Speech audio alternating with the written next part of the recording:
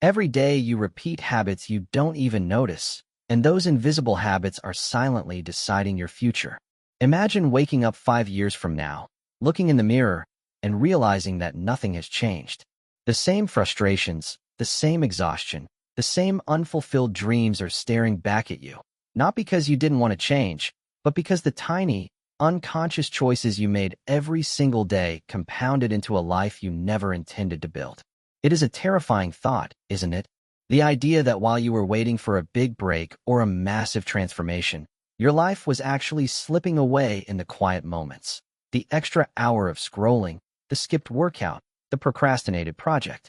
We often think that massive success requires massive action. But what if the opposite is true? What if the difference between the life you have and the life you want isn't a mountain you have to climb, but a series of small stones you simply need to step on, one by one? Today, we are going to dismantle the myth that change has to be hard, dramatic, or painful, and we are going to hand you the blueprint to master the tiny behavior that lead to remarkable results. Welcome to the universe of book, the place where wisdom becomes transformation. To understand the power of small changes, I want you to visualize an airplane taking off from Los Angeles, bound for New York City. The pilot enters the coordinates into the flight computer, the engines roar, and the plane lifts off. But imagine that just after takeoff, the pilot accidentally shifts the heading by just 3.5 degrees south. It is such a tiny movement that the passengers wouldn't even feel it. The nose of the plane moves just a few feet. But over the journey across the United States, that tiny, imperceptible shift compounds. Instead of landing in New York as intended, the passengers would land in Washington, D.C., hundreds of miles away. This is exactly how your habits work. A daily habit is like that 3.5-degree shift.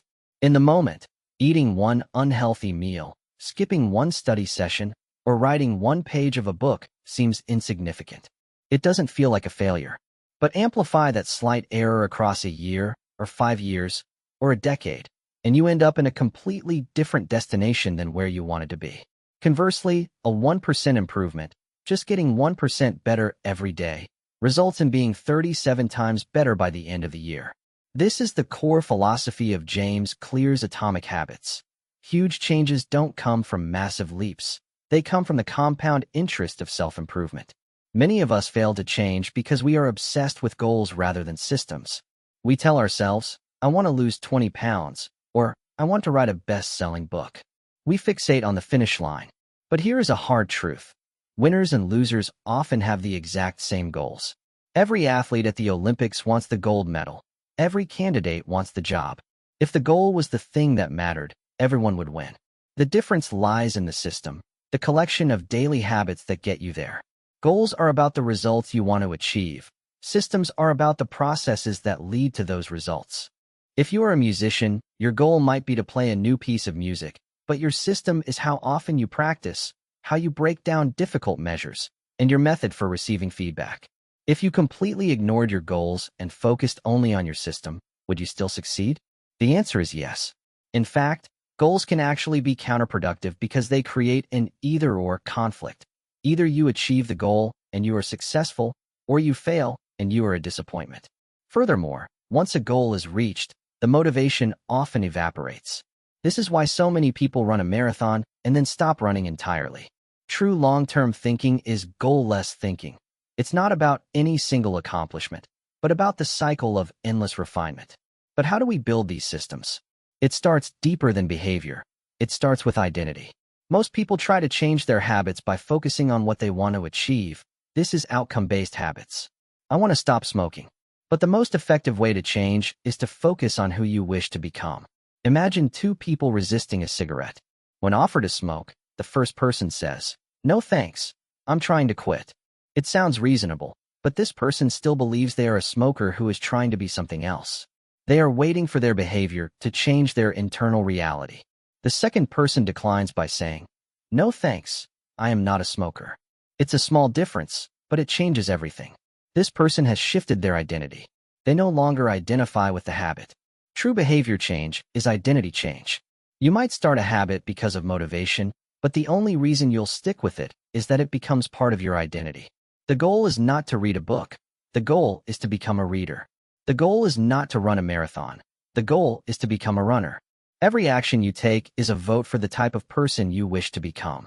No single instance will transform your beliefs, but as the votes build up, so does the evidence of your new identity. Now that we understand the philosophy, let's break down the practical how. James Clear introduces the 4 laws of behavior change, a framework to build good habits and break bad ones. These laws are based on the feedback loop of all human behavior: cue, craving, response, and reward. The cue triggers your brain to initiate a behavior. The craving is the motivational force behind the habit. The response is the actual habit you perform. And the reward satisfies the craving and teaches your brain whether this loop is worth remembering.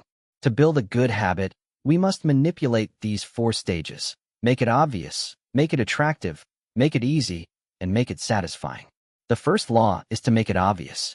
Most of our habits are automatic. We don't even realize we are doing them. You walk into a dark room and flip the light switch without thinking. To change, you must first become aware. A great way to do this is habit stacking. This is a formula where you pair a new habit with a current habit. The formula is, after current habit, I will new habit. For example, after I pour my morning coffee, I will meditate for 1 minute. Or, after I take off my work shoes, I will immediately change into my workout clothes. You are piggybacking the new behavior onto a neural pathway that is already strong in your brain. Another crucial part of making it obvious is environment design. If you want to drink more water, fill water bottles and place them in common locations around your house. If you want to practice guitar, place it on a stand in the middle of the living room, not hidden in a closet. Motivation is overrated. Environment often matters more. If you want to break a bad habit, you simply invert this law. Make it invisible. If you can't stop checking your phone, leave it in another room. If you waste time on video games, unplug the console and put it in a closet after every use. Reduce the exposure to the cue, and the habit will fade. The second law is to make it attractive. The more attractive an opportunity is, the more likely it is to become habit-forming. This is largely driven by dopamine. Dopamine is released not only when you experience pleasure, but when you anticipate it. The anticipation is often greater than the fulfillment. To harness this, we can use temptation bundling. This works by linking an action you want to do with an action you need to do. For instance, only allow yourself to listen to your favorite true crime podcast or audiobook while you are exercising at the gym. You want to hear the story, the craving, so you do the exercise, the need. You are teaching your brain that the hard task is the gateway to the pleasurable reward. Furthermore, the culture we live in dictates what we find attractive. We tend to imitate the habits of 3 groups: the close, family and friends; the many, the tribe; and the powerful, those with status. If you want to build a habit, join a culture where your desired behavior is the normal behavior. If you want to get fit, surround yourself with people who view fitness as a standard part of life, not a chore. When you see others doing it, it becomes more attractive to you. The third law is to make it easy. This is perhaps the most critical law for beginners. Human nature is wired to conserve energy. We naturally gravitate toward the option that requires the least amount of work. The central idea here is to reduce friction. If you want to go to the gym, but your gym is 20 minutes away and you have to pack your bag every morning, the friction is high. If you choose a gym on your route home and pack your bag the night before, you've reduced the friction. But the most powerful tool for making it easy is the 2-minute rule. The rule states, when you start a new habit, it should take less than 2 minutes to do. You might think, how can I get in shape in 2 minutes? But the point isn't the workout. The point is the mastery of showing up. You have to establish the habit before you can improve it. Read 1 page. Meditate for 1 minute. Put on your running shoes. Once you have started, it is much easier to continue. A habit must be established before it can be improved.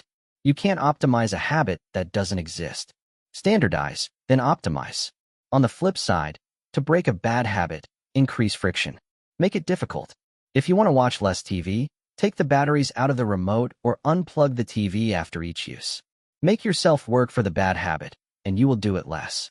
The fourth law is to make it satisfying. This is what ensures the habit sticks in the long run. We are more likely to repeat a behavior when the experience is satisfying.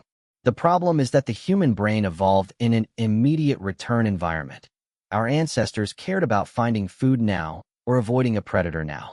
But today, We live in a delayed return environment. You save money now for retirement decades later. You go to the gym now for a body you'll see months from now. This creates a gap. To bridge this gap, you need to give yourself an immediate reward for habits that pay off in the long term. This could be as simple as a habit tracker. Putting an X on a calendar every day you complete your habit is visually satisfying. It creates a chain, and your only goal becomes, don't break the chain. Watching that chain grow is a reward in itself. Another strategy is the paperclip strategy. If you have to make 20 sales calls, start with 2 jars, one filled with 20 paper clips, one empty. Every time you make a call, move a clip to the empty jar. The visual progress is incredibly satisfying and keeps you motivated to finish the task. Conversely, for bad habits, you must make them unsatisfying immediately. An accountability partner is great for this. If you fail to do your workout, you have to pay your friend $50. The immediate pain of losing money makes the bad habit of skipping the gym very unsatisfying. As you begin to implement these laws, you will inevitably face days where you falter. Life gets in the way. You get sick, you get busy, you get tired. The difference between top performers and everyone else is not that they never fail. It is that they recover quickly. This brings us to the rule of never miss twice. If you miss one day of your habit, that is an accident. If you miss 2 days, that is the start of a new, bad habit. If you skip a workout, don't beat yourself up, but prioritize the next one immediately. Even if the next workout is a bad one, even if you only go for 10 minutes instead of an hour, you must go. You must maintain the identity of someone who shows up. It is not the one mistake that ruins you. It is the spiral of repeated mistakes that follows. Finally, as we approach the end of this journey, we must talk about the Goldilocks rule. To maintain motivation, you must work on tasks that are just on the edge of your current abilities. If a task is too easy, you get bored. If it is too hard, you get discouraged. You want to be in that sweet spot where success is possible but requires focus. This is the zone of peak performance, and as you master these habits, they will become automatic. But there is a danger in automation: complacency. Once you can do something good enough on autopilot, you stop thinking about how to do it better to achieve mastery. You need habits plus deliberate practice. You must periodically reflect and review your systems to ensure you are still pushing, still growing, and still refining your flight path. So, look at your life today. Look at the systems you have in place. Are they carrying you to New York, or are they slowly drifting you toward a destination you never chose? The path to a completely different life is not hidden in a secret vault. It is hidden in the 24 hours you have right in front of you. It is in the 2 minutes you take to put on your running shoes. It is in the single page you read before bed. It is in the conscious decision to say, I am a healthy person, rather than, I am trying to lose weight. You do not need to be a superhero.